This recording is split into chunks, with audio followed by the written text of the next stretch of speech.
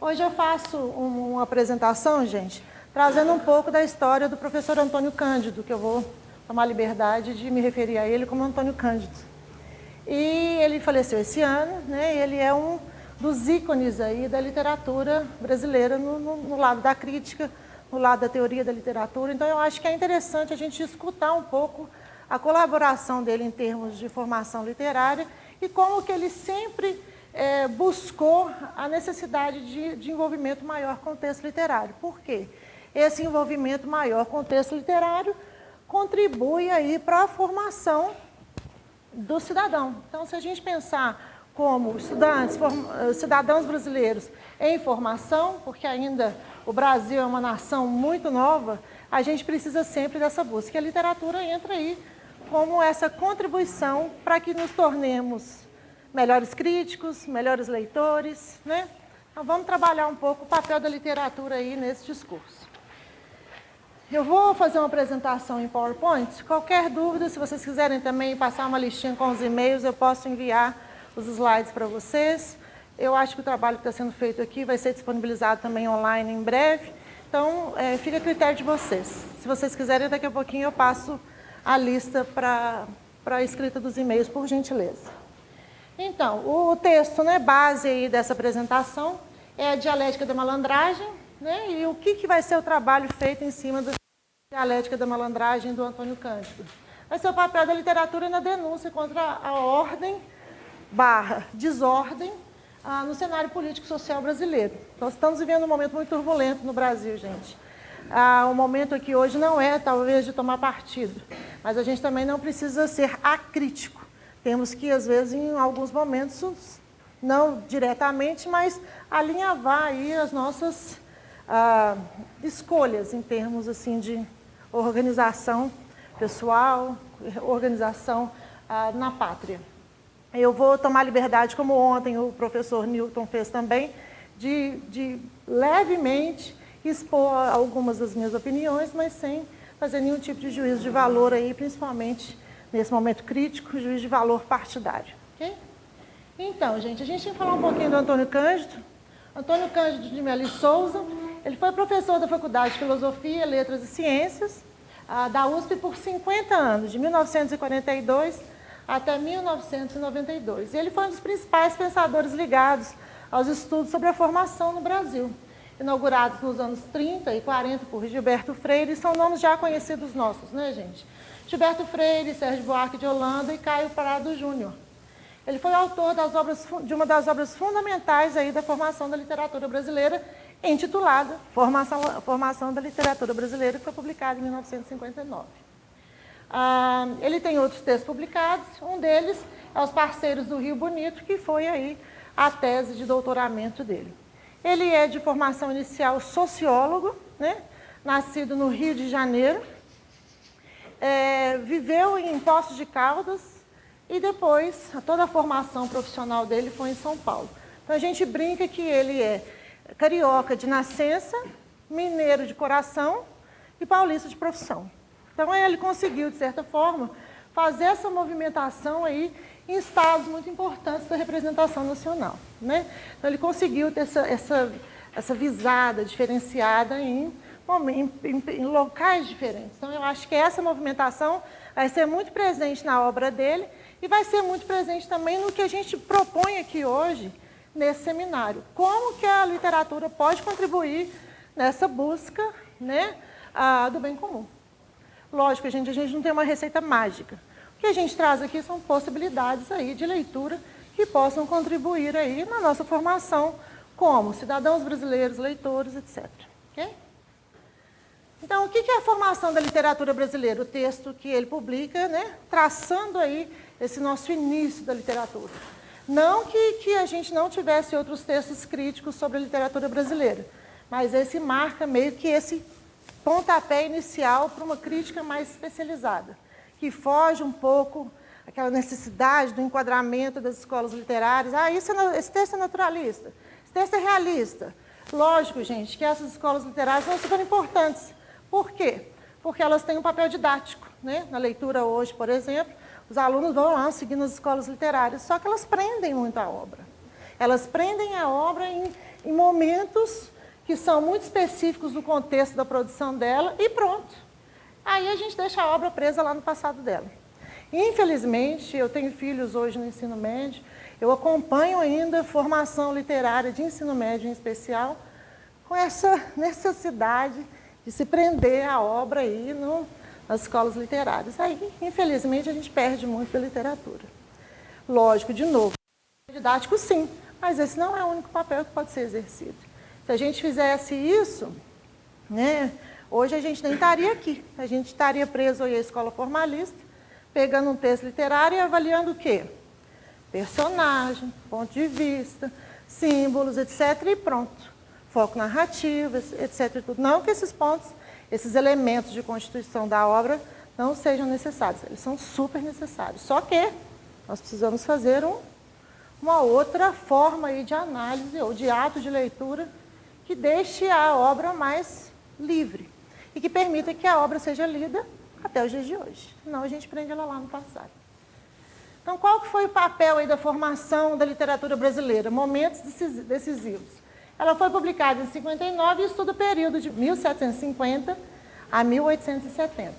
Então, esse livro de Antônio Cândido, conforme indica o título, considera esses períodos em conjunto como os momentos decisivos na formação do sistema da literatura nacional, numa linha, portanto, de unidade interna.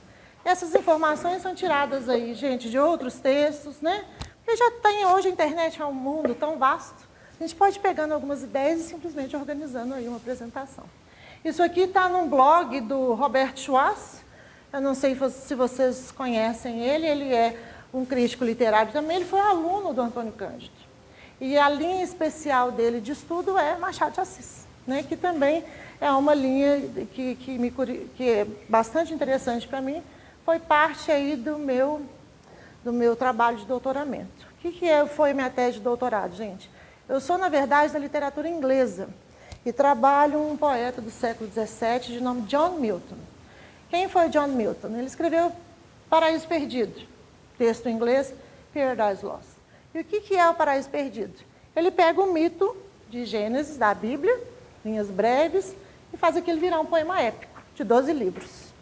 Então, gente, o que acontece? A gente tem uma explicação teórico, crítica, vocês podem usar o termo que vocês quiserem, do Gênesis do ponto de vista literário. Então, ele é muito interessante, ele é lido até os dias de hoje, ele é adaptado para série de TV, para filme, etc. Hoje em dia tem uma série que está bombando no Netflix, não sei se vocês já ouviram falar, intitulada Lucifer. Lucifer é muito baseada aí no Paraíso Perdido. E isso é, inclusive, confirmado por um dos autores aí, que foi o responsável pela criação da série Lucifer, chamado Neil Gaiman. Eu não sei se vocês o pessoal aí dos comics vão lembrar um pouquinho do nome dele. Então, gente, eu faço essa leitura de Milton e o que foi minha tese de doutorado? Ler Milton via Machado de Assis. Ler Milton na literatura brasileira com Machado de Assis. O título é Machado de Assis e John Milton, Diálogos Pertinentes. Então, os dois estão ali em diálogos. Apesar dos 200 anos aí que diferenciam eles em termos de organização de tempo e também de espaço, Inglaterra, Brasil, os dois estão meio que compartilhando uma mesma tradição. Okay? Então, Machado de Assis foi aí como é que eu explico, esse gênio, colocando isso tudo sempre em aspas, ele foi esse gênio que conseguiu aí trabalhar a cor local, que era uma necessidade da época, nessa literatura emergente, mas com o olho lá fora, com o olho no universal. E o que o Antônio Cândido faz na formação da literatura brasileira? Ele responde ao Silvio Romero. Eu não sei se vocês já ouviram falar no Silvio Romero, foi o primeiro crítico aí da recepção de Machado de Assis. Foi muito cruel com Machado de Assis, dizendo que ele não fazia uso dessa cor local, que ele fazia uso de estrangeirismo. E quem era ele para fazer esse uso de estrangeirismo? Ele era mulato, gago, epilético, de origem humilde, quer dizer, ele não podia fazer esse uso de estrangeirismo. Então, essa foi uma crítica muito grave. Na época, o Antônio Cândido meio que traz um novo visual da obra. Qual que é o novo visual da obra? Sim, ele se preocupou com a cor local, mas com essa visada universal. né? Então, a gente tem o local e o universal sendo trabalhados aí muito diretamente. Então, a gente tem o Antônio Cândido aí nesse trabalho que traz aí, né, uma noção muito importante para a gente, como brasileiros. Noção de formação, que o próprio título do livro dele traz. O que é a noção de formação, gente? Ela designa aqui o processo bastante deliberado pelo qual se constituiu um sistema nacional de obras, autores e público, na órbita do movimento longo da independência política. Trata-se de uma ordem nova, ciosa do vínculo interno, diversa da que governou as letras coloniais, as quais passaram a existir nacionalmente através da mediação da primeira. Era necessário elencar esses, né, autores e um pouco da característica de cada um para que a nossa literatura nascesse oficialmente. O que é o nascer de uma literatura para um país, gente? O que é a língua? A língua é, na verdade, um instrumento de poder. Então, o nascer de uma literatura é o nascer de um ícone aí que representa o Estado, né? Que representa a nação. É importante a presença da literatura no cenário aí social, econômico, político, etc. Que traz aí também um dos links para o trabalho que a gente está apresentando aqui hoje. Pensando aí, gente, ainda um pouco na formação, ele é um projeto de autonomia, né? E o sistema se completa quando uma continuidade de obras mais ou menos consciente houver recoberto e elaborado os assuntos e as áreas geográficas do país, tendo incorporado a seu trabalho os recursos da literatura contemporânea, o que ocorreu na virada do romantismo para o naturalismo. Então, ele traz aí esse período 1750, 1870, essa virada aí, ó, romantismo, naturalismo, e como que as características dessas obras, de certa forma, demonstram um pouco os tipos brasileiros. Gente, isso é uma coisa importante. Como que é essa demonstração? A literatura não tem o intuito, essa questão de intenção é um pouco complicada, mas ela não tem o intuito de trazer ali ou de relatar a realidade como 100% real. É um trabalho ficcional, ele é um trabalho narrativo. Se ele é um trabalho narrativo, envolve o quê? Construção. Mas são seres muito presentes aí no nosso dia a dia, se a gente tiver uma leitura mais atenta do texto literário. Então, é mais ou menos em cima disso que esse trabalho do Cândido existe e é mais ou menos isso que a gente vai conversar aqui hoje, tá? Então, ele mostra como essa estilização permitiu aos poetas, qual estilização? Romantismo, naturalismo, as escolas, né? A expressar uma experiência americana e moderna, qual seja a distância desanimadora e ainda assim o contato entre o fim do mundo das Minas Gerais e a convenção literária do Ocidente. Quem que é esse contato? Do fim do mundo das Minas Gerais e da convenção literária do Ocidente? O próprio Cândido, né? Se a gente pensar, de novo, carioca de nascença, né, de nascimento, mineiro de coração, quer dizer, ele tem todo aquele jeitinho mineirinho, pacato, sereno, mais quieto, paulista de formação. O que ele faz? Ele une aí, né, esse fim de mundo das Minas Gerais, porque ele se auto-intitulava, na maior parte aí da sua organização pessoal, como mineiro. Okay? Então, gente, é interessante aí essa situação. Como que esse olhar, né, do interior de Minas, de certa forma, está em diálogo aí com a Convenção Literária do Ocidente. Então, o que acontece? A cor local romântica, né, além do que ensejou de apreensão do particular por momentos que expressava sujeição às expectativas europeias e convencionais, o exotismo em relação ao país. Gente, o que era a literatura do país nessa época? Vamos pensar um pouquinho, todo mundo deve ter lido aí no ensino médio, ensino fundamental. Iracema. A gente tem ali, né, a Virgem dos Lábios de Mel, o formato que ela é ali descrita. A gente tem o olhar no Brasil com aquela característica exótica já na nossa cabeça, né?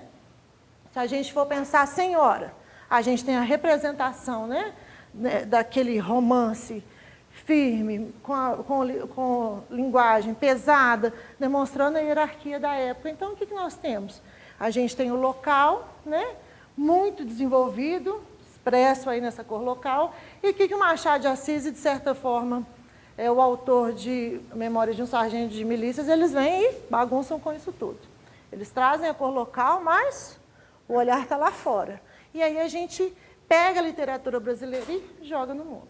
Então, isso que é a guinada aí interessante, e o Antônio Cândido demonstra isso. Então, aqui ele termina de falar um pouco, né, dessas escolas aí, de certa forma, em atrito, né, e como que ele tenta aí negociar, no texto dele, a formação, a necessidade, sim, de entendimento, de leitura e de análise da obra via escolas literárias, mas também a necessidade de análise das obras em relação a movimentos, né? Quais são os movimentos? Movimentos culturais, se a gente pensar pontos históricos, pontos sociais, o contexto realmente não só da produção da obra, mas as possíveis leituras que a obra aí vai proporcionar, né? Então, a gente trabalha aqui via Antônio Cândido com essa necessidade aí, né, de trazer esse universalismo para a literatura, né? E ele trabalha aí muito a primeira parte, né, do século XVIII e o segundo do século XIX, para integrar aí o vai e vem moderno das necessidades da expressão do país. Gente, esse vai e vem moderno vai ser realmente uma ferramenta de leitura que a gente vai ter por aqui. O que esse vai e vem? Essa movimentação ela é necessária na leitura de um texto literário.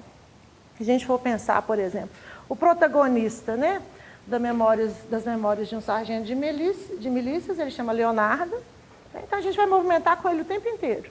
E é nessa movimentação que a gente vai entender aí essa formação desse tipo brasileiro / malandro. Gente, somos todos brasileiros aqui ou tem alguém de outra nacionalidade? Você é? De onde? Desculpa. República Dominicana. Itália. Chile. Perdão? México. Vamos ver se vocês vão conseguir. Desculpa. Peru. Pois é, gente, vocês vão conhecer um pouco de nós aqui, viu? Um pouco da nossa história, um pouco da nossa cultura. E, por favor, não anote aí os nossos defeitos. Porque eles existem, eles estão bem presentes. Mas, se isso nos faz feliz, é cultural. Tá, gente? Então, vamos lá, gente. Então, fazendo uma suma aqui do que realmente foi o papel do Antônio Cândido, para terminar essa primeira parte, ele tem aí o lugar da formação na estante, fica ao lado das obras clássicas de Gilberto Freire, como mencionado antes, Sérgio Buarque de Holanda e Caio Prado Júnior.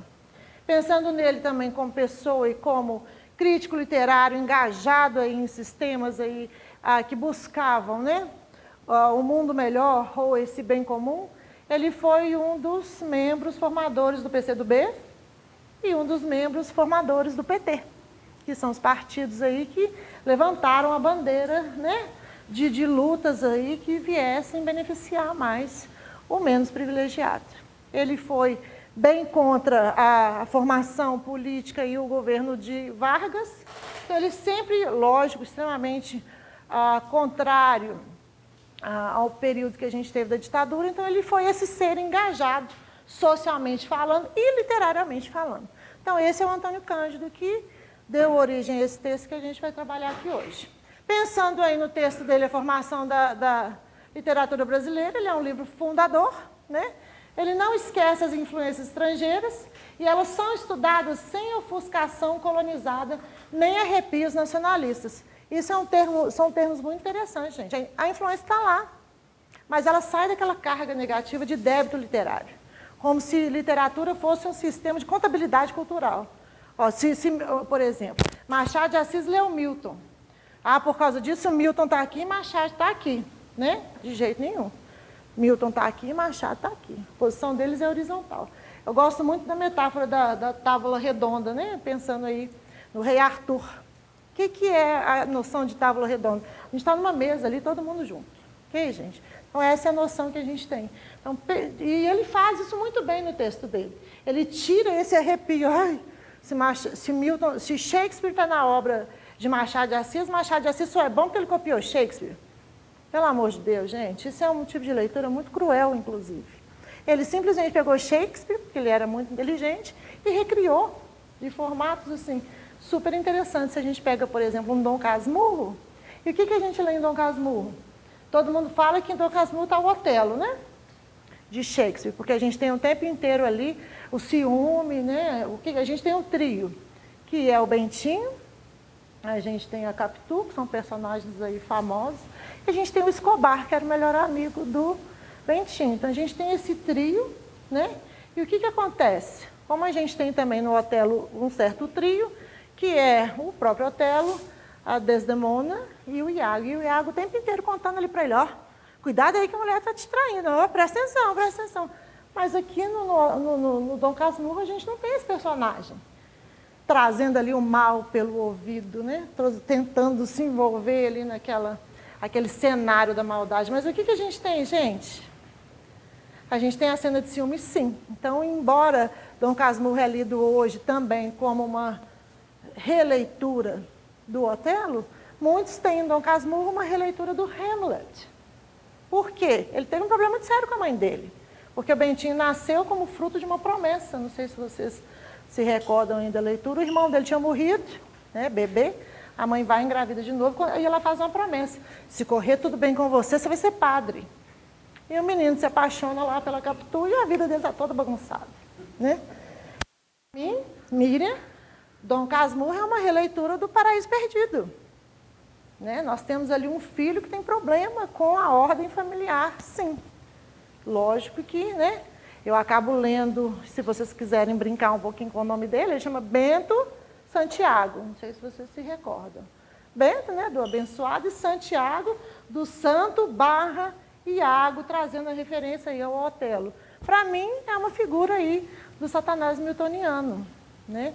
Que através da retórica vai conseguindo ali brincar com os seres que estão em volta dele.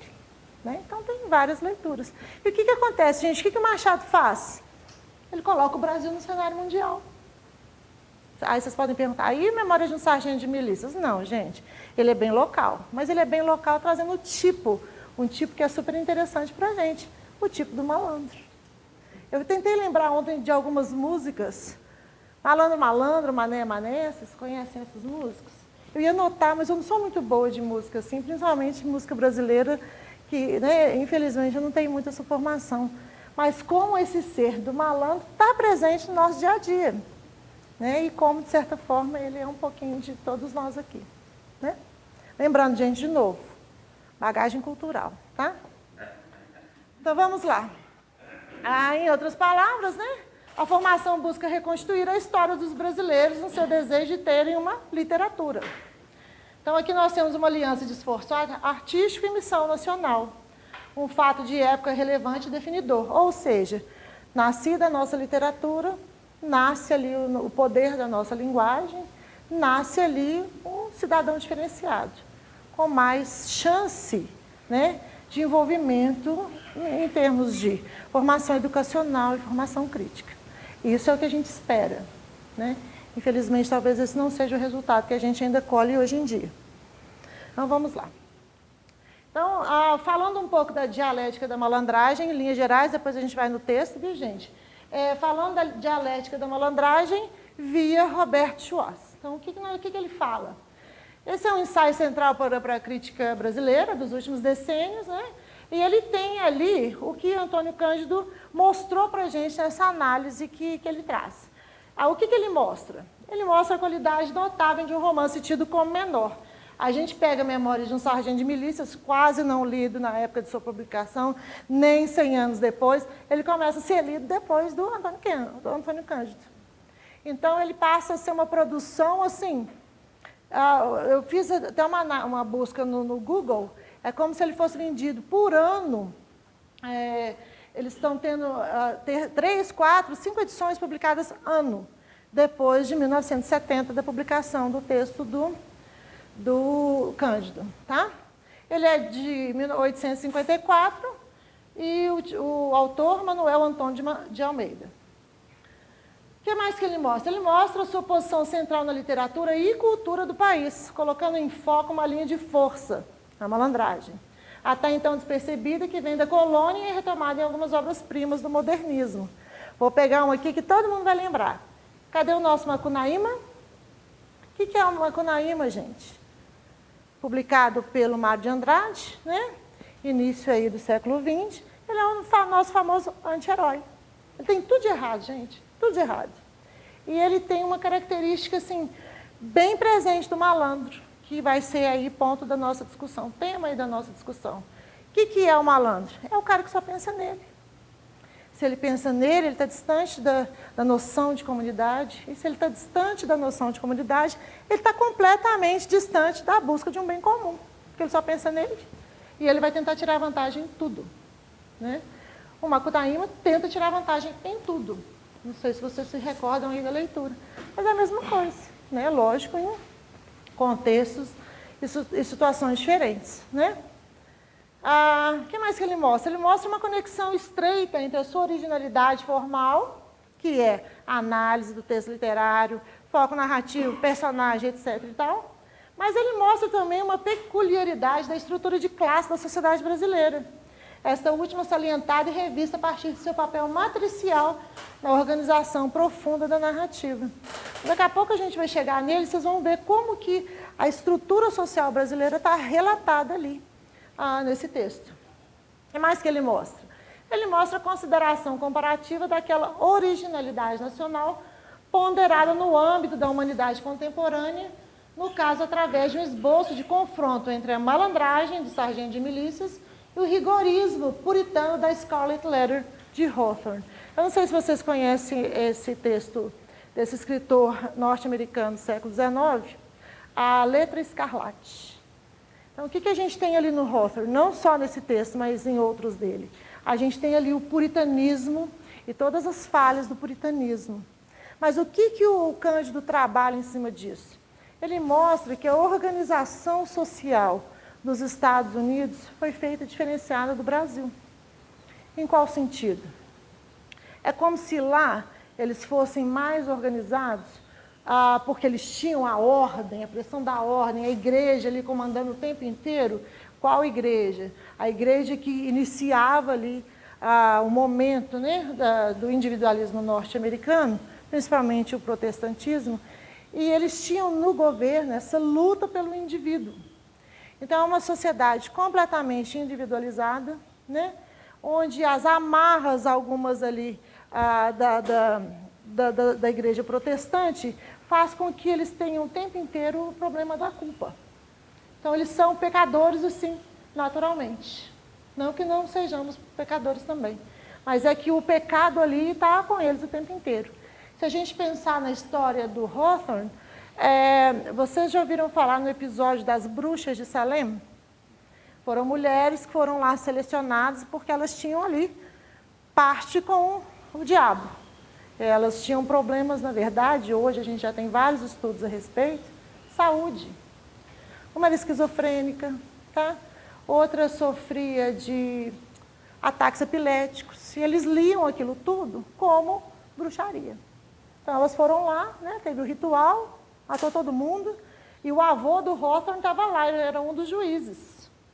O nome dele, não sei se vocês já ouviram falar isso, o nome dele não tinha o W. Aí ele foi e colocou o W, que ele queria ser diferente do avô, né? Demonstrando aí nos seus escritos como que a sociedade, né, baseada nesse puritanismo, foi cruel. Foi cruel nessa elevação do indivíduo, nessa necessidade de manutenção da ordem e falha. Gente, nós tivemos um ataque recente agora em Las Vegas, né? O considerado lobo solitário. Ainda não tem apelo aí dos grupos grandes, digamos assim, de terrorismo. Então, o que é o lobo solitário americano? Vamos fazer uma associação com relação ao que o professor apresentou ontem, daquela solidão político-cívica, né? Pensando aí em termos mais adequados aí para esse simpósio. Ele se isola no mundo dele, completamente alienado do que está acontecendo, deixando de acontecer, e ele segue seu prazer. Tudo bem que a gente já está ali fazendo análise de que ele tem realmente problemas psicológicos, tudo bem. Mas ele é também produto de uma sociedade, né, que, de certa forma, ela é excludente. Se a gente pensar, todas as sociedades são, mas se a gente pensar a norte-americana, por esse início aí, culturalmente falando, ela é muito mais radical. Ok? Então, o que o Cândido faz? ele mostra um pouco a nossa diferença de início cultural. Quando foi aos Estados Unidos, eles tinham muita preocupação com a ordem, o direito do indivíduo, o indivíduo circunscrito naquela ordem. Já o brasileiro, não, que tem gente do mundo inteiro, vamos para o pluralismo. Somos todos aqui, várias raças juntas, etc. Ao invés do indivíduo, o que é levado? A pessoa. Se a gente lê hoje um pouco essa diferença, o indivíduo é aquele que está engajado numa comunidade, faz parte ali das leis que regem uma comunidade. A pessoa segue muito o seu bel prazer, o seu interesse pessoal. O próprio nome diz pessoa. Né? Então, a gente tem aí essa diferença estrutural, digamos assim, na nossa cultura. E aí vem o nosso malandro. Né? Aí, gente, eu trouxe um pouquinho do conceito do bem comum, antes da gente entrar oficialmente no texto literário e do Antônio Cândido, pensando um pouquinho o conceito de bem comum, né? E como que a gente vai trabalhar aí ao longo desse seminário. Então, esses foram os pontos aí discutidos, né, na própria justificativa aí do evento, né, trazendo o conceito de bem comum e como ele tem sido aí uma necessidade hoje nessa busca para ter uma sociedade um pouco mais justa. Né? Então, foram elevados aí 3 elementos, né? Isso está tudo na organização do evento, tá, gente? O primeiro é o mais evidente, que é os bens da comunidade, com suas riquezas, tradições culturais e patrimônios históricos. A literatura já entra aí, né? O papel dela nessa busca do bem comum. O segundo elemento, e o mais discutido, é a comunidade dos bens, ou seja, os membros de dada sociedade participam de modo equitativo dos bens possuídos. Como que é, de certa forma, esse engajamento aí na sociedade nos dias de hoje. E o terceiro elemento é o normativo, ou seja, o bem compreendido como meta que guiará a organização dos bens da comunidade. E aqui é onde a gente tem muito conflito, viu, gente? E é nesse ponto aqui que talvez a gente tenha uma discussão maior com relação ao texto literário. E lembrando, gente, então a gente trabalha a necessidade do conceito e do desenvolvimento e da busca do bem comum, né? Pensando também, dentro da perspectiva aqui do seminário e do simpósio, de trazer o desejo humano de criar uma ordem justa, né? Que tem essa convergência com a vontade divina de salvar a humanidade. Então, trazendo aí esses pontos aí do simpósio para a discussão que a gente vai ter aqui hoje. Okay? Aí, gente, eu proponho algumas perguntas, né? O papel da literatura em busca desse bem comum. A literatura nos ensina a ser humanos melhores? Isso é uma coisa que a gente tem que pensar. Senão, gente, para que o texto literário ainda existe? Nós nos tornamos melhores seres humanos porque lemos textos literários? Qual o papel do texto literário na nossa formação? Aí eu proponho o papel da literatura na denúncia contra a ordem / desordem no cenário político e social brasileiro. Eu não sei se isso está sendo um momento que está incomodando bastante vocês, mas a mim está. Toda hora a gente tem ali, né, nessa operação Lava Jato, aquelas situações do que é lícito, do que é ilícito. A gente está perdendo um pouco a referência, viu, gente? Do que é lícito, do que é ilícito, do que é ordem, do que é desordem. Aí a gente tem uma investigação que diz que o cara realmente, né, cometeu os crimes, tem uma série aí de investigações, aí a pessoa vai lá e fala que não cometeu. Eu vou usar um exemplo clássico aqui, viu, gente? O Renan Calheiros, que foi ex-presidente do Senado, ele tem 17 processos contra ele, e até hoje não conseguiram fazer nada contra o cara. 17 processos. Em 17 processos ele é réu. Então a gente também fica um pouco...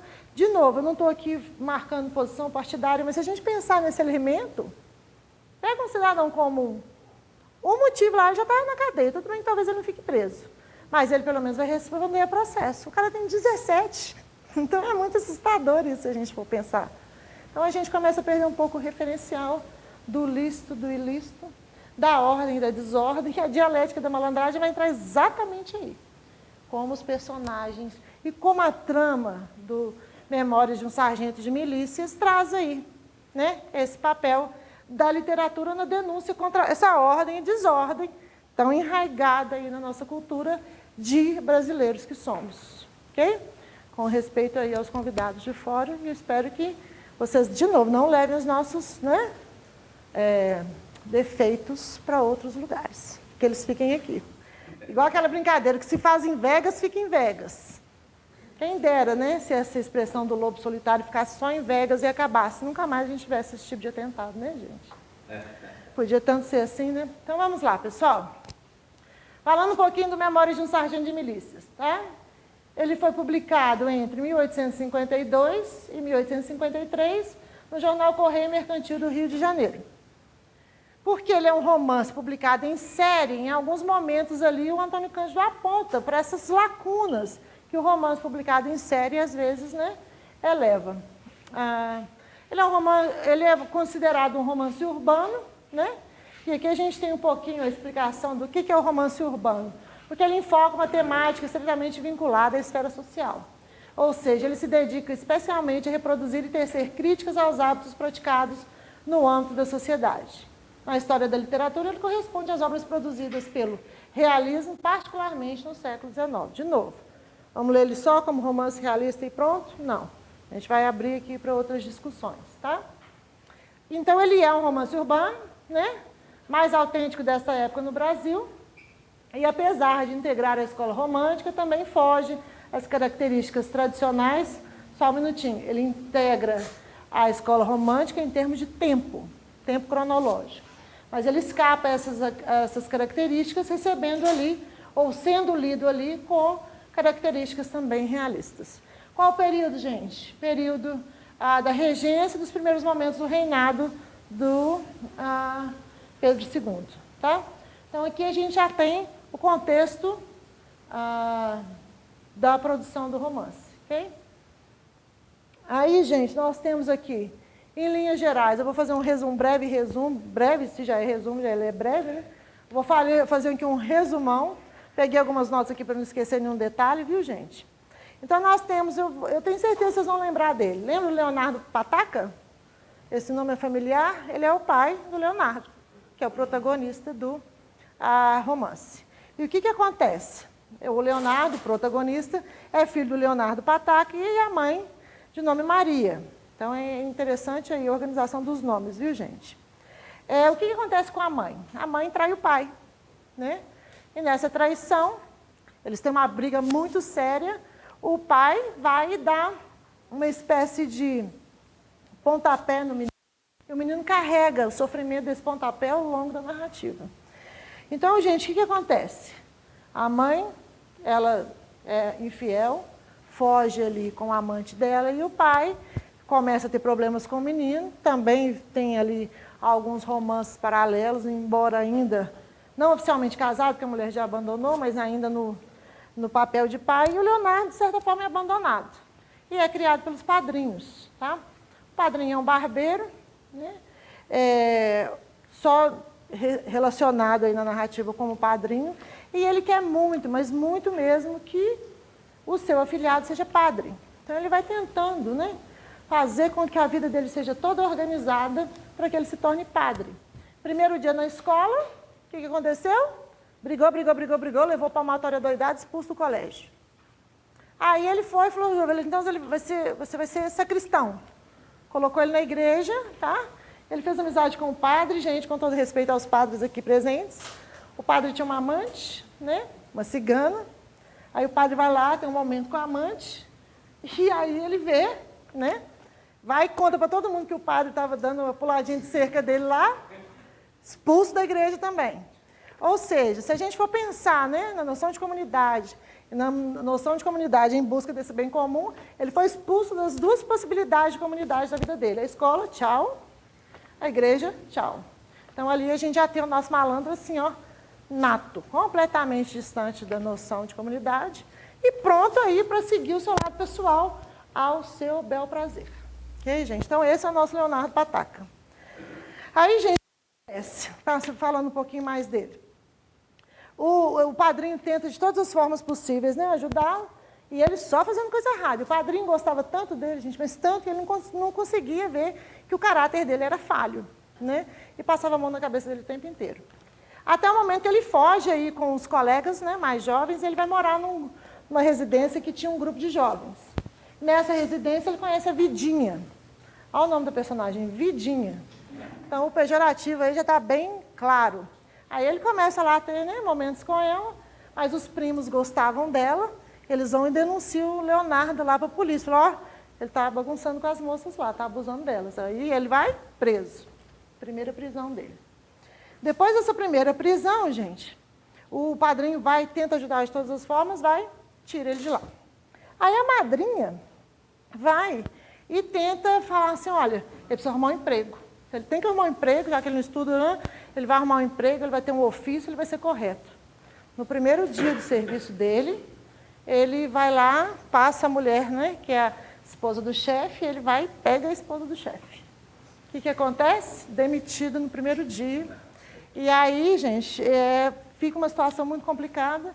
A madrinha vai tentando forçar a barra e eles decidiram por colocá-lo no exército. Ele vai se alista, né? E aí todo mundo acha, o exército é outra comunidade. Agora ele vai ficar certinho. Já bagunçou também, viu, gente? Ele entra no exército, faz coisa errada e é preso. Aí, gente, nós temos um personagem de nome Major Vidigal no romance. O Major Vidigal é o exemplo da ordem. Ele estabelece a ordem, ele é major, ele tem o poder da polícia, ele briga com todo mundo. Por quê? Porque ele quer a manutenção da ordem. Aí a dona Maria precisa muito que o afilhado dela seja solto. Ao invés dela procurar o Major Vidigal pelas vias legais, porque ele é, de certa forma, autoridade, o que ela faz? Ela procura uma ex-amante dele. Aí ela chega na ex-amante e fala assim, me ajuda a soltar o meu sobrinho, perdão, o meu afilhado. Aí o que essa amante vai? Vai lá, seduz no Major Vidigal, e nós temos uma cena hilária dele sendo pego literalmente com as calças na mão. O que é isso, gente? A farda daqui para cima e daqui para baixo ele está vestindo uma saia e está manco. Então a ordem ali está totalmente desordenada. Mas aí ele vai, consegue a soltura, né, do Leonardo. O Leonardo vira sargento, né, coloca a farda, vira a expressão da ordem, aí ele se casa. Fim da narrativa. Ou seja, gente, nós temos essa movimentação entre ordem e desordem o tempo inteiro. Então é isso que nós temos no personagem aí, que a gente vai acompanhar a trajetória nesse sistema, digamos assim, da malandragem. Então é isso aí que nós vamos ver ao longo do texto do Antônio Cândido. Só abrindo um parênteses aqui, gente, hoje esse seminário ele tem dois temas. A gente tem o tema da dialética da malandragem, a gente precisa passar por esse texto, né, via Antônio Cândido e via Memórias de um Sargento de Milícias. E amanhã, que é a segunda parte do seminário, a gente vai um pouco para Machado de Assis e ler como esse tipo do malandro, de certa forma, está em Machado de Assis e está na literatura até os dias de hoje, gente. E aí eu vou trazer um outro leitor desse texto do Cândido, eu não sei se vocês já ouviram falar nele, o nome dele é João César de Castro Rocha. Ele publicou em 2004, no jornal A Folha, a dialética da marginalidade. Não sei se vocês conhecem esse texto. O que acontece na dialética da marginalidade? O tipo do malandro brasileiro continua, só que ele tem um elemento ali adicionado a ele, que é o elemento violência.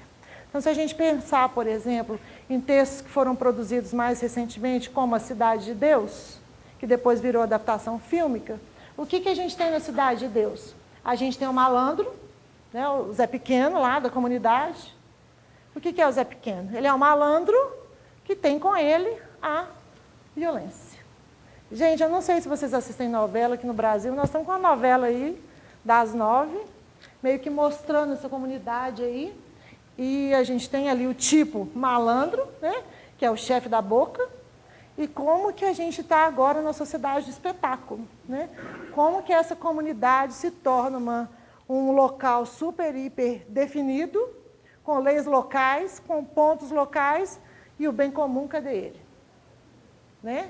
Talvez eles tenham um bem comum somente da comunidade, mas aí a gente foge da esfera pública. Então a gente tem que tomar cuidado aí, como que essas caracterizações estão sendo feitas e estão virando aí tipos, né, que estão bem presentes nos nossos dias de hoje. tem uma personagem chamada Bibi, e ela é a adaptação de um livro, a Bibi Perigosa. E, infelizmente, gente, eu já li essa semana, está cheio de mocinha aí querendo virar a Bibi Perigosa.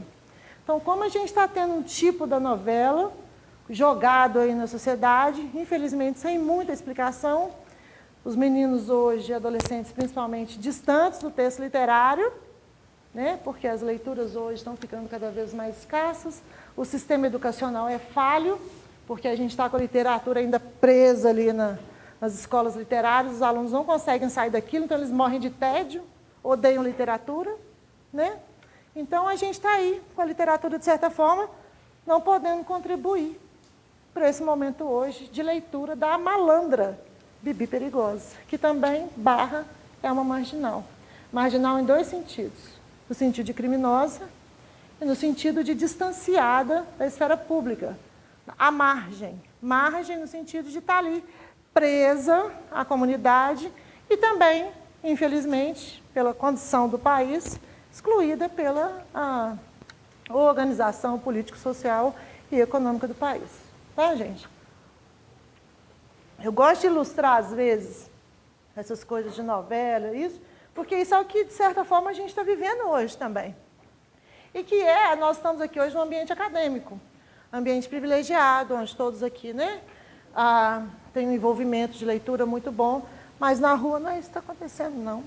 Então, se a gente está aqui com uma proposta em busca do bem comum, a gente precisa falar uma linguagem que o povo dali de fora está conseguindo entender. Né? Se a gente pensar hoje no trabalho das catequeses, das pastorais, elas têm que ter esse envolvimento acadêmico e prático. Elas têm que sobreviver e têm que buscar isso tudo, né? Na tentativa de constituição de um bem comum. Okay? Então vamos lá, pessoal. Como eu mencionei antes, os personagens, que é o Leonardo Pataca, ele é marido da Maria, né? E são os pais do Leonardo. A Maria da Hortaliça, é cheio de Maria, viu, gente, nesse texto. Eu não sei, eu não tento fazer nenhum tipo de alusão a Maria, né? Até porque seria muito desrespeitoso. Mas as Marias aqui são bem bagunçadas, viu, gente? Nós temos a Maria da Hortaliça, que ela é a mãe do protagonista e esposa infiel do Leonardo. E o Leonardo que é o protagonista, viu, gente? Todo bagunçado, né? Criado pelo barbeiro, seu padrinho, desde pequeno ele já revela um caráter duvidoso. Quando se tornou rapaz, assumiu a malandragem como forma de vida. Não queria ser padre, nem exercer qualquer ofício. Então, esse é o nosso Leonardo. Aí nós temos a comadre e o compadre, que foram os padrinhos aí, né, que cuidaram dele, né? Lembrando que o padrinho, coitado, o barbeiro, ele não tinha esposa nem filhos, ele dedicou completamente a sua vida a Leonardo, né? Nós temos aqui a figura da cigana, que a princípio ela tem um caso com o padre, depois ela tem um caso aí com o pai do Leonardo. O Major Vidigal, que é esse representante da justiça, né? E que concentrava em suas mãos a tarefa de julgar a execução da sentença e também perseguir os infratores. Gente, se a gente for pensar hoje no Superior Tribunal Federal, né, do Brasil, um órgão com muitas falhas, a gente tem, por exemplo, de novo, sem julgar, todos os órgãos têm falhas, mas a gente nunca espera que um órgão que julgue seja falho, né? Então, nós temos aqui, por exemplo, o Major Vidigal sendo aí uma forma muito irônica de leitura aí do nosso STF hoje, tá, gente? A Dona Maria, uma mulher da terceira idade, piedosa e caridosa, adorava se envolver em demandas. Ao vencer uma delas, conquista a guarda da sobrinha órfã. O que é essa Dona Maria, gente? Tem uma personagem de nome Luizinha, que foi aí, na adolescência, um caso de interesse do Leonardo, mas depois ela se casou com outro cara, aí o cara maltratava ela, mas aí ele morre, e aí ela casa com o Leonardo, e a gente chega no fim da narrativa com esse momento do patrimônio, restabelecimento da ordem, e ele ali dentro da sua farda. Então, só aqui para alavancar, gente, os principais personagens. Então, está aqui a Luizinha, que casa com ele, e a Vidinha. Atenção para as duas mulheres que ele teve relacionamentos oficiais. Vidinha, né, os nomes são significativos, e Luizinha. Tá? A Vidinha, que foi na fase da farra mesmo, e a luzinha na fase que a ordem é estabelecida. Para nós, mulheres, né, tentando ler, né, de certa forma, com um ponto de vista um pouco feminista, esse nome em diminutivo ele é sério, né? Mas a gente não pode também ter na leitura feminista uma leitura radical, viu, gente? Senão a gente sai de um centro e traz outro. A gente tem que tomar bastante cuidado com os pontos de vista aí que a gente eleva em termos de discurso, né? Então, gente, aí chegamos na dialética da malandragem oficialmente, tá? Ele foi publicado na Revista do Instituto de Estudos Brasileiros, da USP, em 1970. Ele é muito fácil, viu, gente? Se quiser consultar online, está super disponível. E aí, gente, eu pensei em trazer um pouquinho, né? Acho que a gente precisa se envolver com a palavra. O termo dialética, né, ele traz aí a arte de raciocinar com método, traz uma lógica, traz uma argumentação sutil, traz uma argumentação engenhosa e dialogada. Então, o que o Antônio Cândido faz?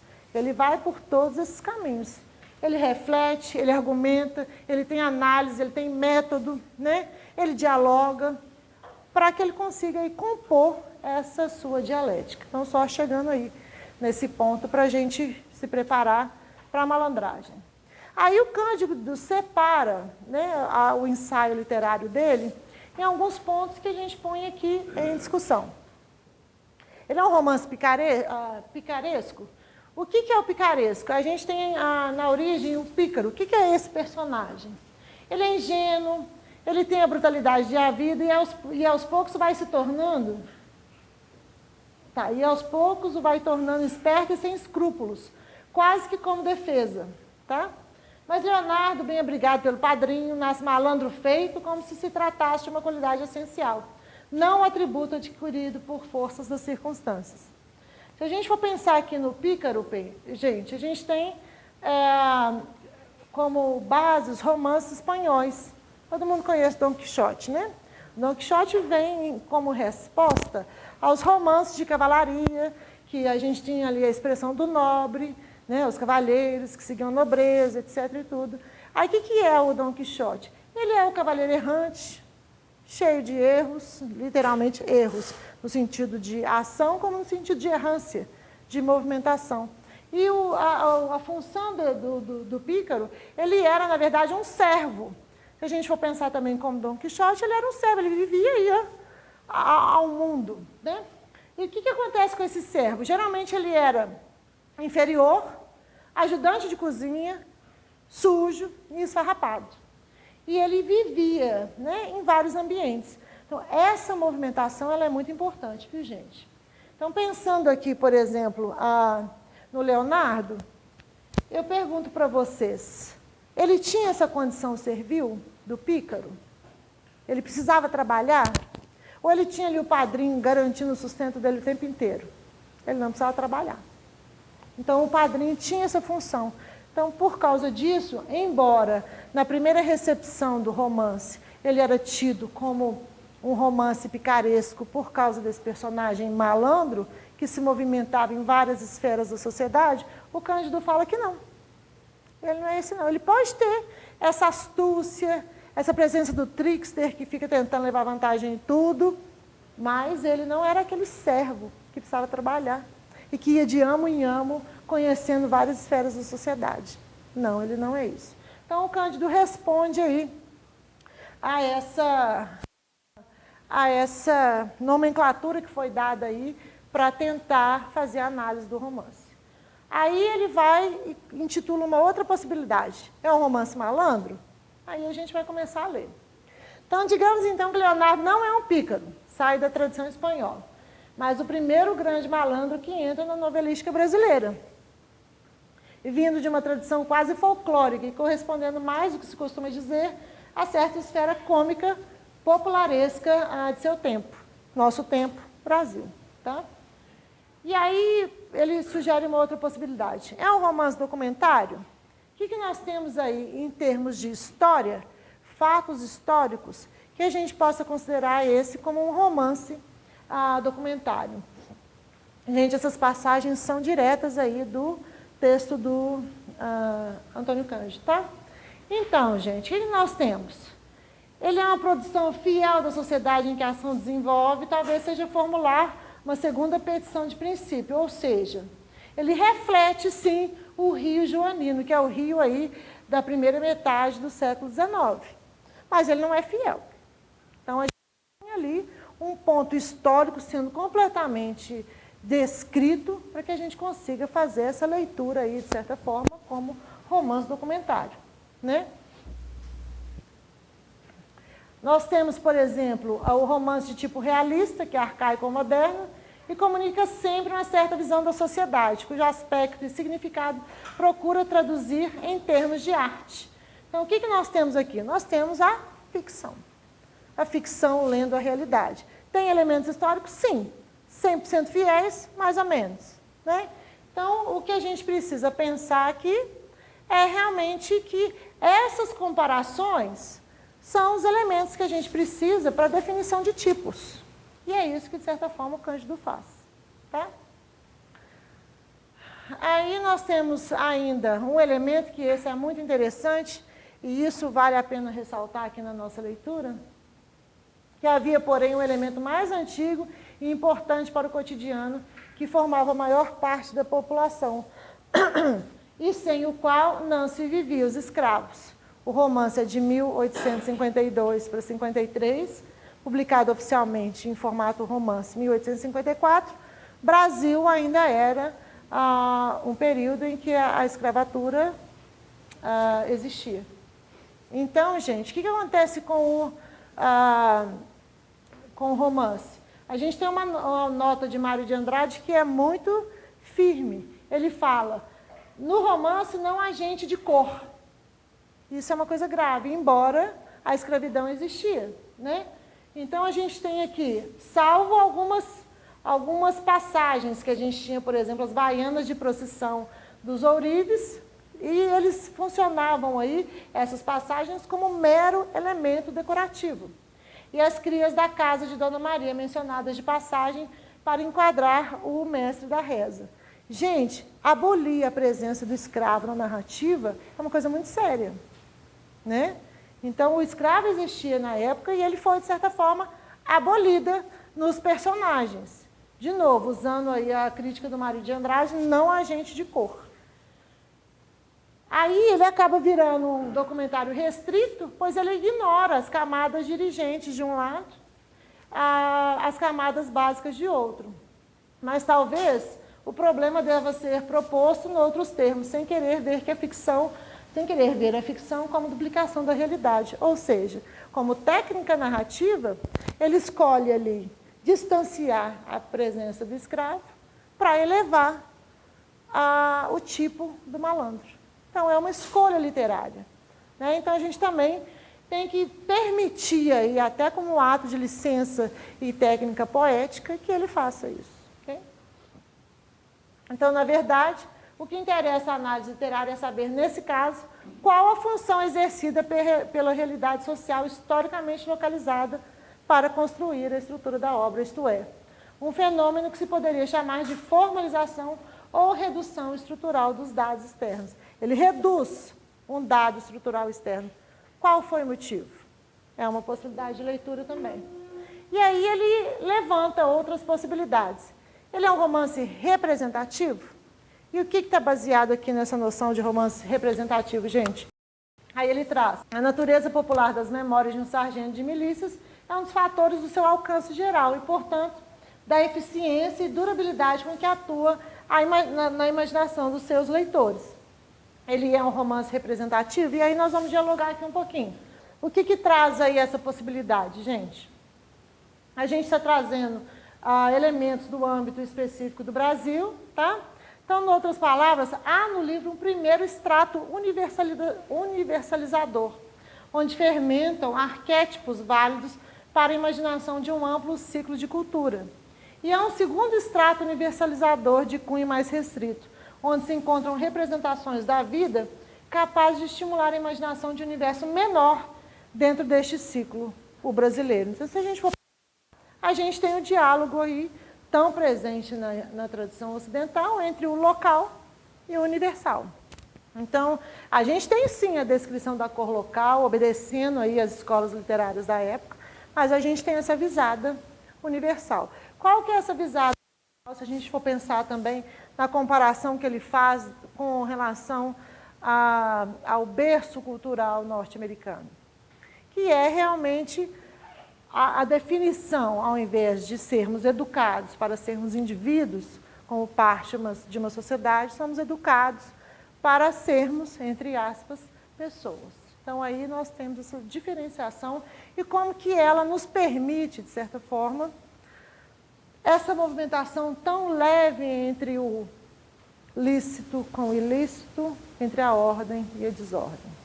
E aí, gente, a gente acaba trabalhando esses polos binários, como se um elemento terceiro não existisse. Ele existe, né?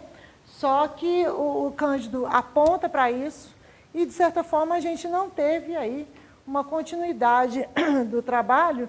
Mas aí é outro texto que eu falei com você sobre a dialética da marginalidade, ele traz esse possível terceiro elemento, que também promove ainda o adicional de mais um agravante, que é o aspecto da violência. Okay?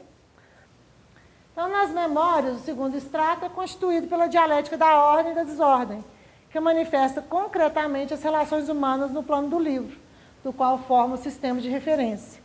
Gente, lembrando, né? Hoje nós temos na nossa bandeira a sigla, Ordem e Progresso. Nós temos hoje um novo governo, entre aspas, seguindo aí essa sigla da ordem.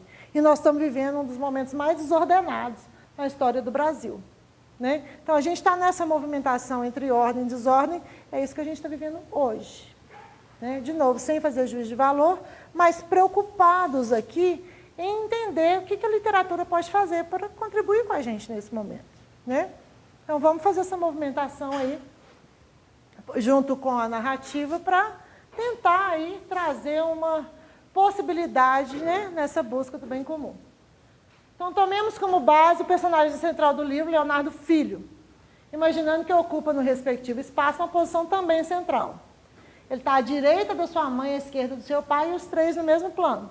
Então, é interessante fazer essa, né, imagem aí desses três personagens.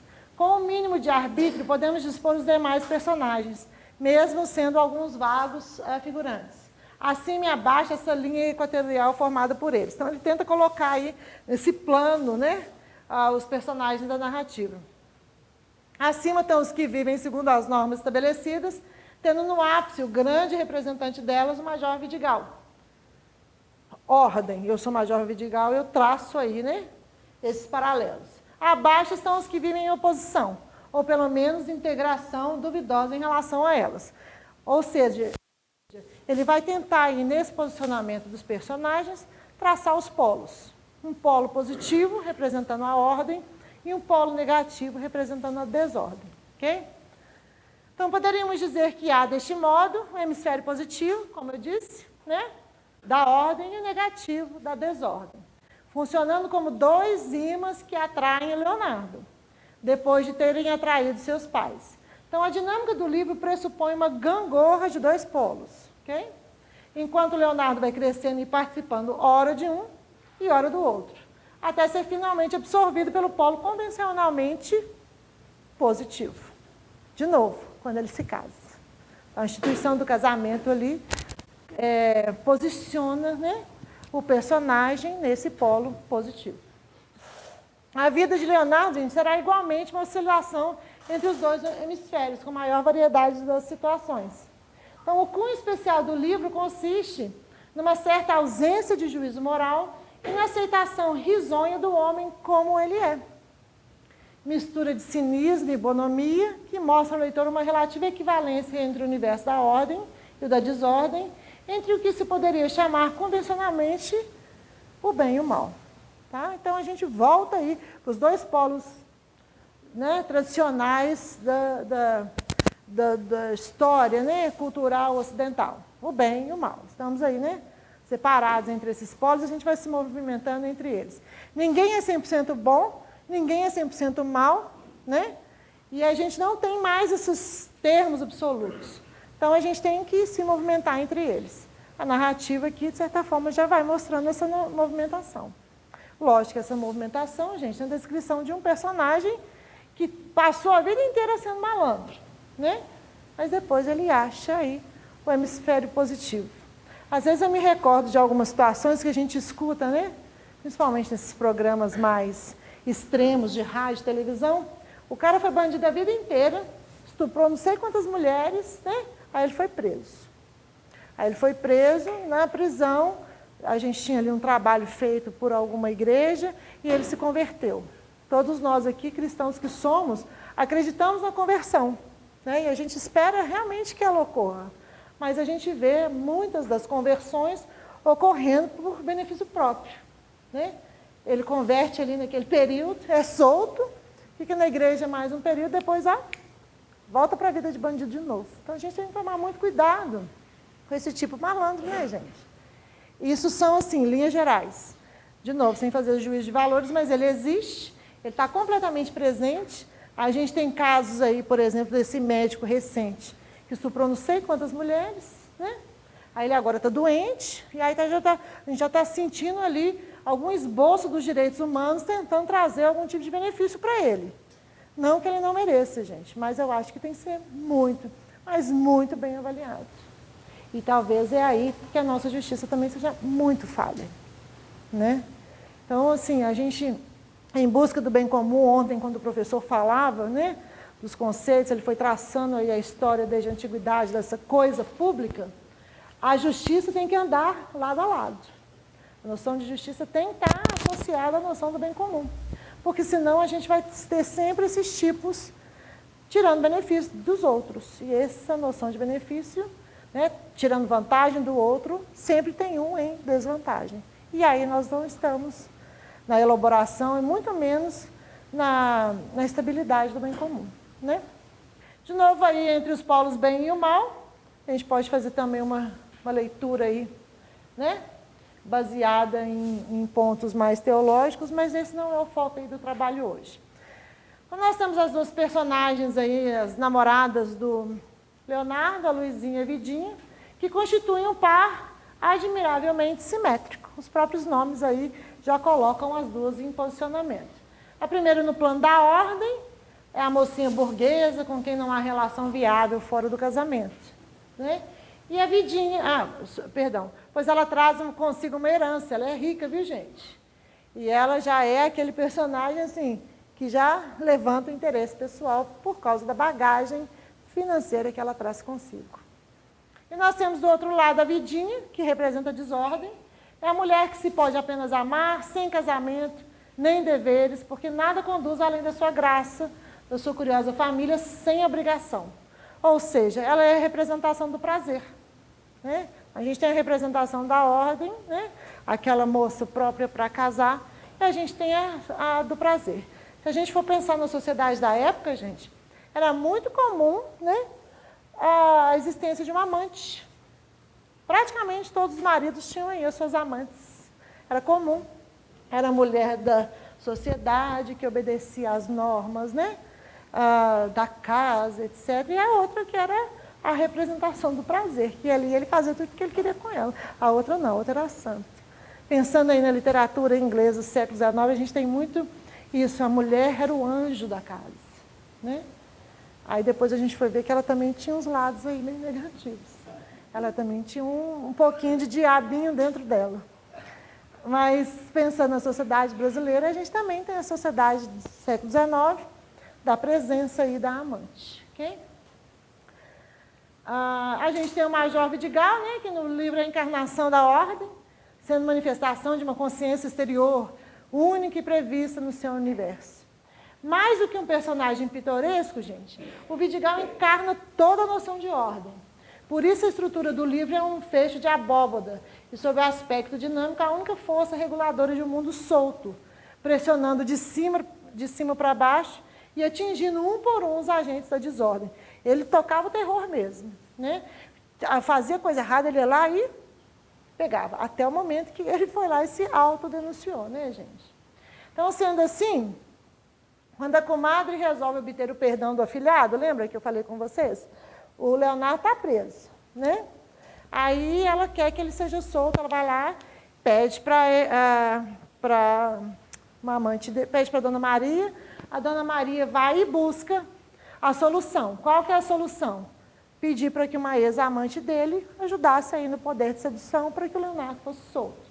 Essa é a cena, gente, narrada aí via dialética da malandragem. Então, o que ele faz?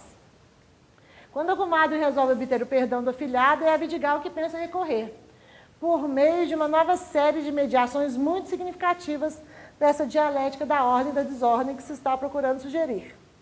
Modesta socialmente, herdeira e complacente, reforça-se procurando a próspera Dona Maria. Lembra que a Dona Maria gostava de se envolver em alguns assuntos?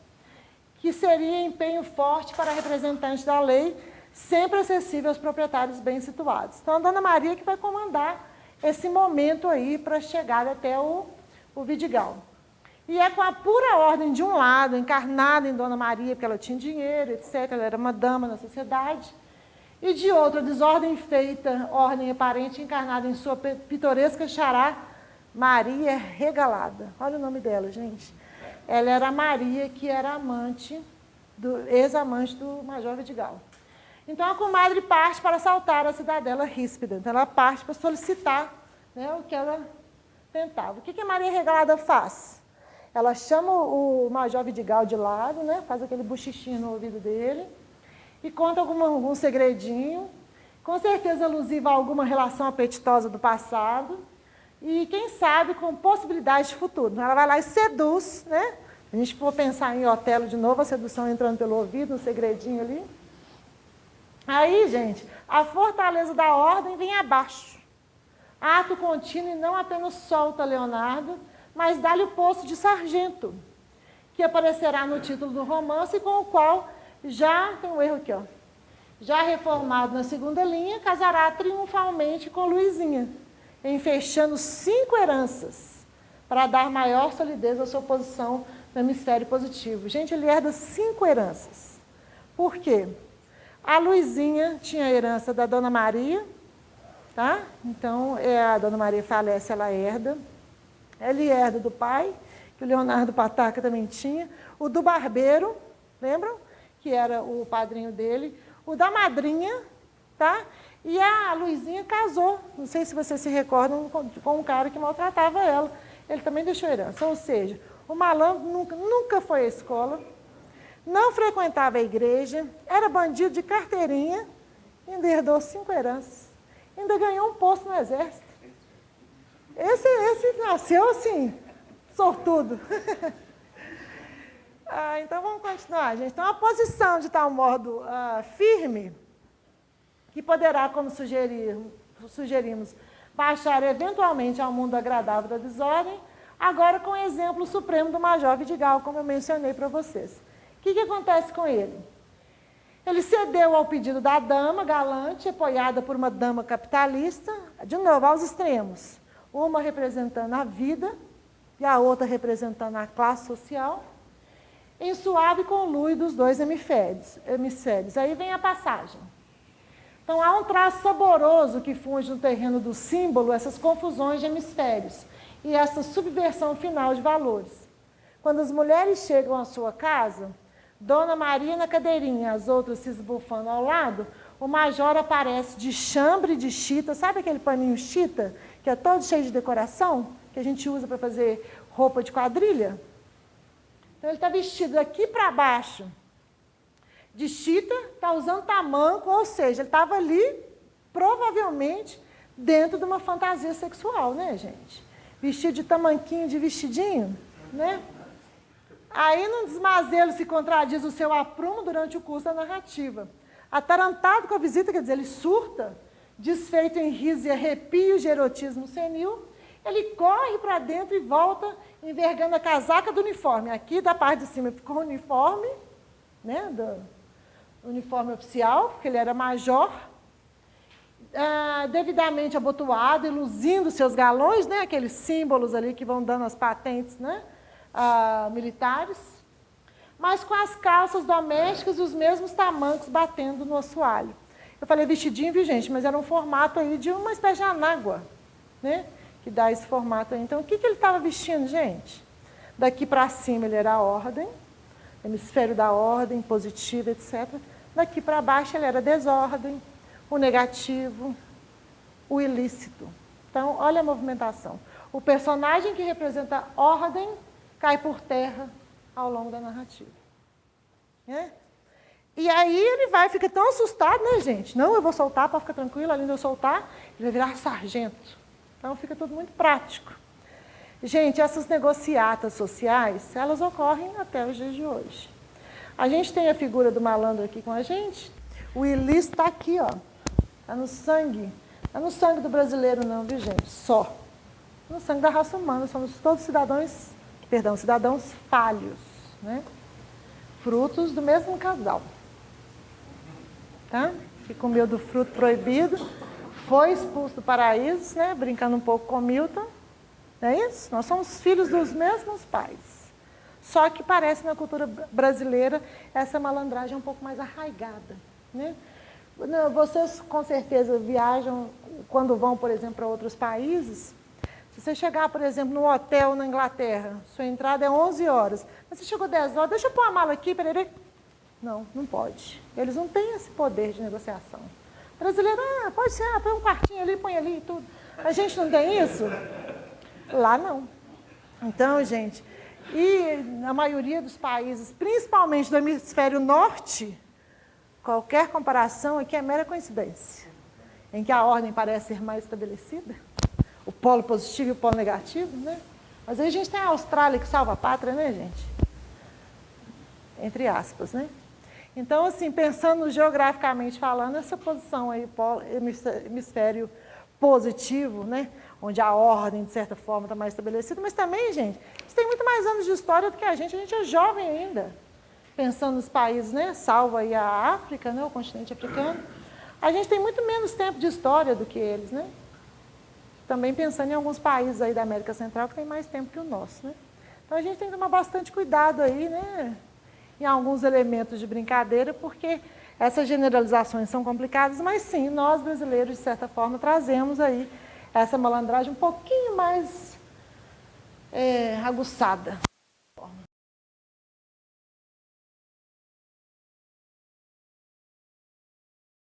Assim temos o nosso ríspido dragão da ordem, representado pelo uniforme, pererê, etc. No Major Vidigal, a consciência ética do mundo, né? Ordem, ética, etc., reduzido à imagem viva dos dois hemisférios. Porque nesse momento em que transgride as suas normas ante a sedução da antiga, e talvez da nova amante, está realmente equiparado aos malandros que ele perseguia. Quais eram os principais malandros que ele perseguia? Os dois Leonardos, o Leonardo pai, que é o Pataca, e o Leonardo filho, que ele mesmo foi responsável pela prisão dos dois várias vezes. Lembra que o nosso Leonardo foi preso 3 vezes? Ele foi preso quando ele morava com as meninas, né? E, de certa forma, ele foi acusado ali que abusava delas. Ele foi preso quando ele teve problema no exército, 2 prisões. Então, ele estava sempre lá, né, resolvendo a situação. E o pai dele foi preso também, que ele teve várias brigas, uma delas com a ex-esposa. Né? Então, com o Pataca, que ao aparecer contraditoriamente de Solidel e Ceroulas no quarto de Cigana, um outro momento aqui que o Pataca também foi preso. Ele teve, depois que a esposa, né, cometeu ali o adultério e abandonou, ele teve um caso com a cigana. A mesma cigana que teve um caso com o padre, viu, gente? E ele também foi encontrado com Ceroulas e aí, por causa disso, ele foi preso. Tá? Então, o Leonardo também, o pai, ele teve aí essa exposição da ordem e da desordem, que ele estava com a cigana, né? Ele estava vestindo Ceroulas, então ele trouxe, né, ou misturou esses signos burlescos à majestade da igreja e as doçuras do pecado. Lembrando que o padre também, quando o Leonardo denunciou, ele foi pego com as calças na mão com a cigana. Então, a gente tem ali esses momentos ali de denúncia em que a gente tem uma espécie de antecipação desse clímax que ocorre quando o Major Vidigal também bagunça ali a posição da ordem. Né? Então, Vidigal agora é farda da cintura para cima, roupa caseira da cintura para baixo, encoraçando a razão nas bitolas da lei e desafogando o plexo solar nas indisciplinas amáveis. Então, assim, a gente perde totalmente a noção de ordem quando a gente tem essa imagem diante dos nossos olhos, nós, leitores do romance. Esse traço dá o sentido profundo do livro e do seu balanceio caprichoso entre ordem e desordem, né?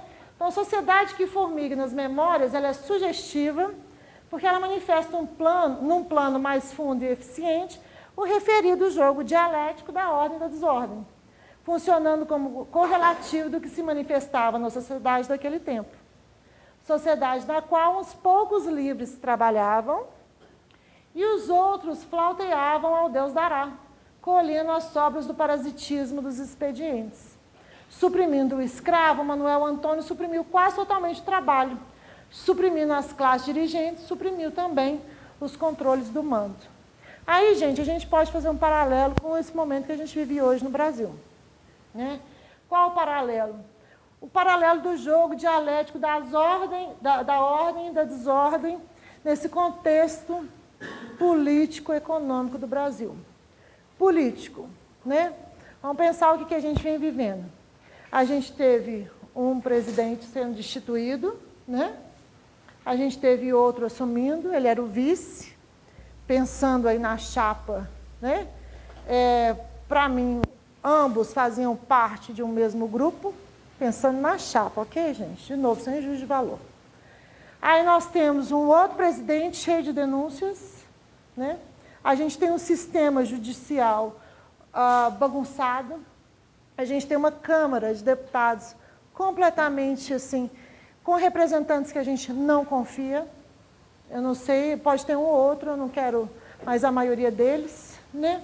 Então, o que está acontecendo hoje? A gente vê os três poderes do país, judiciário, legislativo e o executivo, completamente bagunçados, vivendo entre esses polos, ordem, desordem, lícito e ilícito, a gente não sabe exatamente em quem confiar.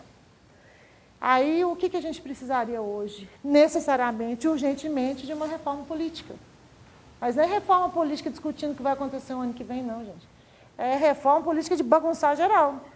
De pegar, assim, uma mudança em todas as esferas desses três poderes, né? E qual que é o papel, de certa forma, da literatura nesse momento? E é isso que também a gente vai fazer amanhã. Usando aí a dialética da malandragem, do Cândido via Memórias de um Sargento de Milícias, a gente vai ler outros textos. Um dos textos que a gente vai ler amanhã, nós temos A Arca, que é um conto do Machado de Assis. O outro é O Espelho, outro conto. E o outro é A Teoria do Medalhão. São três contos reunidos numa mesma coletânea, intitulada Papéis Avulsos. Papéis Avulsos, essa coletânea ficou muito famosa, principalmente, gente, por causa do Alienista. Lembra desse conto? Do Samuel Bacamarte? Que ele achava que todo mundo era doido e que ele era o único são. Aí a gente tem, de novo, esse contraponto de desordem, quem que é normal e quem que não é. O que é ser normal? Aí a gente começa a fazer alguns questionamentos, né? Então, o que vai acontecer? Esse momento político brasileiro, político-econômico, está muito presente nesses três contos do Machado de Assis, assim como está nesse romance que o Cândido analisa. Por quê, gente? Na Teoria do Medalhão, a gente tem um pai ensinando para o filho como lidar em várias esferas da sociedade. No Espelho, a gente tem o Jacobina, que é um oficial. Quando ele coloca a farda, ele é a ordem. Ele tira a farda, ele não sabe nem quem que ele é. Então, o que é esse contraponto entre o ser e o parecer? De novo, nós estamos aqui em busca do bem comum, viu, gente? Nós estamos nos caminhando. O que a gente pode fazer para colaborar com isso? E a gente tem esse conto que é a Arca. Nós estamos ali na Arca de Noé, né? Noé com sua esposa, seus filhos queridos, preparando para o final, né?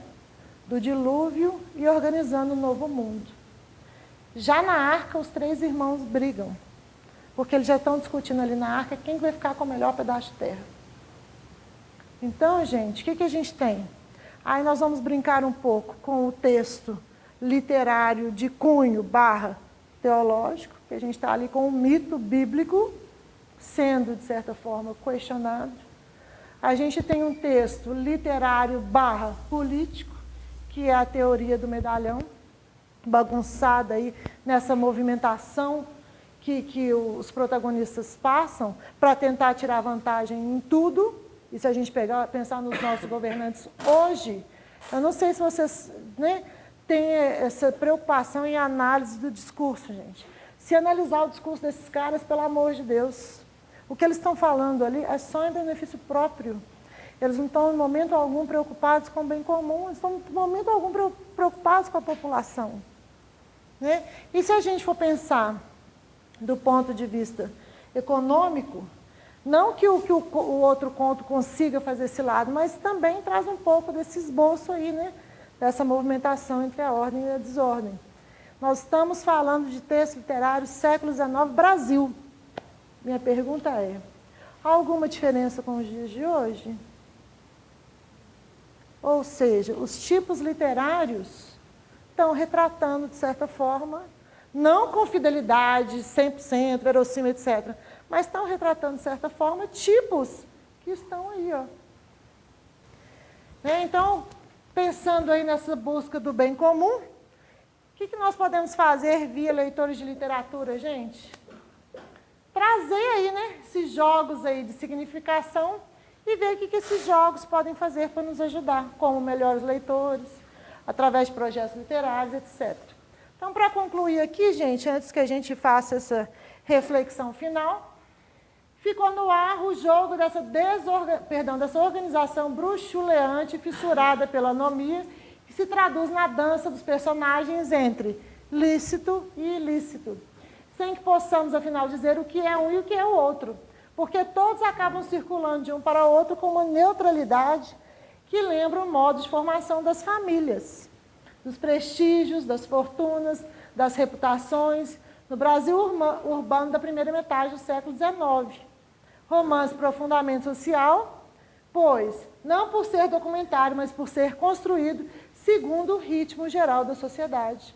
E aí ele propõe um último ponto, gente, que é o mundo sem culpa. Como o malandro só pensa nele, ele vive um mundo sem culpa, porque ele está distante da comunidade. Né? Então, diversamente, quase todos os romances brasileiros do século XIX, mesmo os que formam a pequena minoria dos romances cômicos, as memórias de um sargento de milícias criam um universo que parece liberto do peso do erro e do pecado. Um universo sem culpabilidade e mesmo sem repressão, a não ser a repressão exterior, que pesa o tempo todo por meio do Vidigal, e cujo desfecho a gente já viu, ou seja, quem representa a ordem, a repressão caiu por terra, o elemento que trazia um pouco de ordem na narrativa. Então, o sentimento do homem aparece nele como uma espécie de curiosidade superficial, que põe em movimento o interesse dos personagens uns pelos outros e do autor pelos personagens.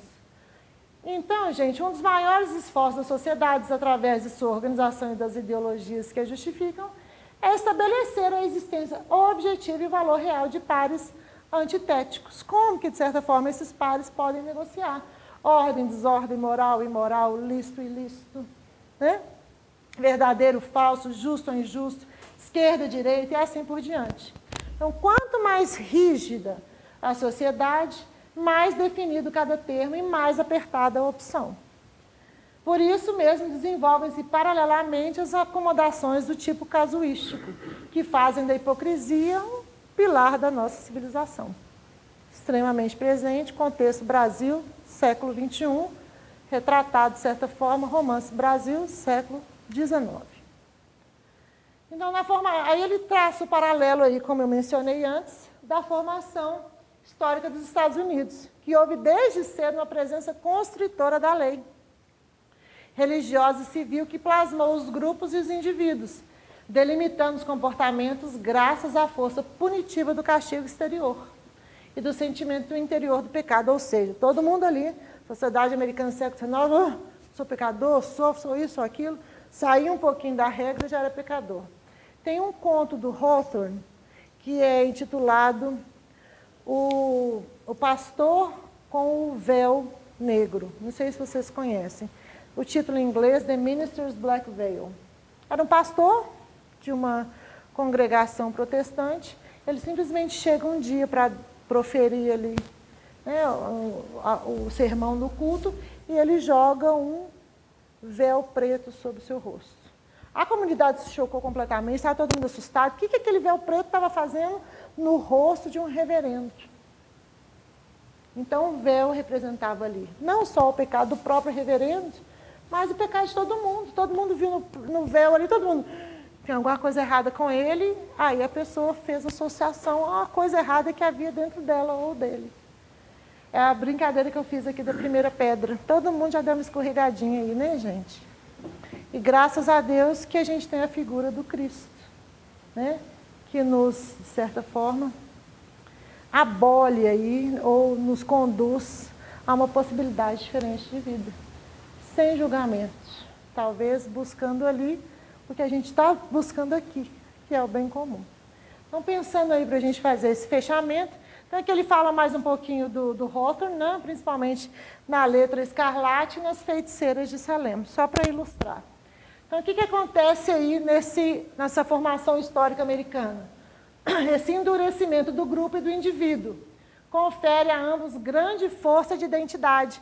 Vocês já viram o patriotismo norte-americano, né, gente? Chega a semana aí de 4 de julho, tem bandeira da Inglaterra, dos Estados Unidos em todas as casas. 7 de setembro aqui no Brasil, alguém vê alguma bandeira? Só quando desfila aí nas avenidas. Não é assim? A gente vê bandeira do Atlético e do Cruzeiro. Mas bandeira do Brasil a gente não vê, não. Oi? Pois, só na Copa do Mundo. Então, gente, confere a eles uma grande força de identidade, né? Mas também desumaniza as relações com os outros, sobretudo os indivíduos de outros grupos, que não pertencem à mesma lei, portanto, podem ser manipulados. Isso é o brasileiro, perdão, perdi aqui. Então, a questão do indivíduo confere a ambos grande força de identidade e resistência, mas desumaniza as relações com os outros, sobretudo os indivíduos de outros grupos que não pertencem à mesma lei, portanto, podem ser manipulados ao bel prazer, isso mesmo. Então, isso é a sociedade americana. A alienação torna-se, ao mesmo tempo, marca de reprovação e castigo, né? Aí envolve a questão da violência, da brutalidade, né? E eles usam muito a Bíblia como sendo aquele fator de estabelecimento de ordem. O tempo inteiro, a culpa ali sendo trazida para essas sociedades. Então, essa é a sociedade cultural, né, inicial norte-americana. Já no Brasil, nunca os grupos ou os indivíduos encontraram efetivamente tais formas. Nunca tiveram a obsessão da ordem, senão com um princípio abstrato. Lembrando um pouco que o professor falou ontem, às vezes comunidades, estilo, sistema político abstrato, não adianta, o povo não sabe, né?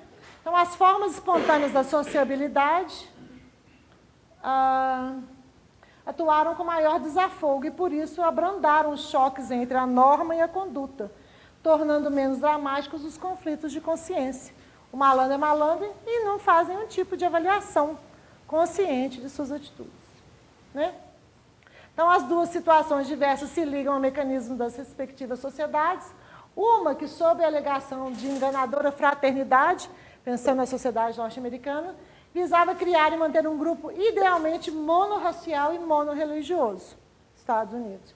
Outra que incorpora, de fato, o pluralismo racial e depois religioso, a sua natureza mais íntima, a despeito de certas ficções ideológicas postularem inicialmente o contrário.